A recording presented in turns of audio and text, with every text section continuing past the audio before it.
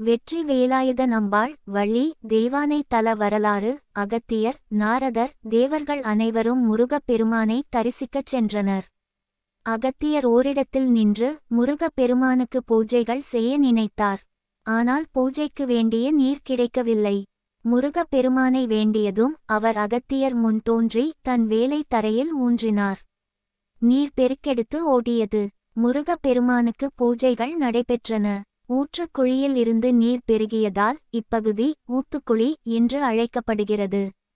சிறப்பு அம்சம்: அருணகிரிநாதரால் பாடல் பெற்ற இத்தலம் சிறந்த பிரார்த்தனை தலமாக விளங்குகிறது. சூரபத்மனை வதம் செய்த பிறகு முருகப் பெருமான் தனிமையில் இருந்தார். அவரை மணம் முடிக்க விரும்பிய பெண்கள் அவரது அருளாசியின்படி இந்திரனின் மகளாகவும் தெய்வானை நம்பிராஜனின் வளர்ப்பு மகளாகவும் வள்ளி அவதரித்தனர்.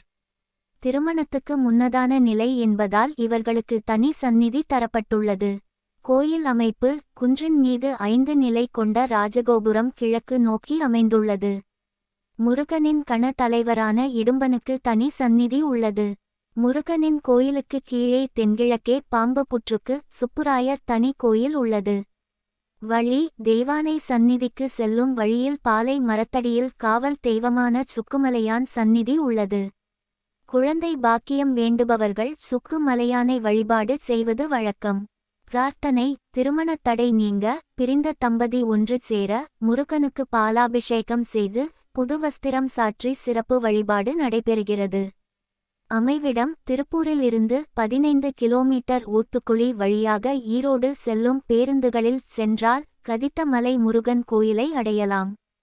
கோயில் திறந்திருக்கும் நேரம் காலை 6 முதல் 11 வரை, மாலை 5 முதல் 8 வரை மணி வரை.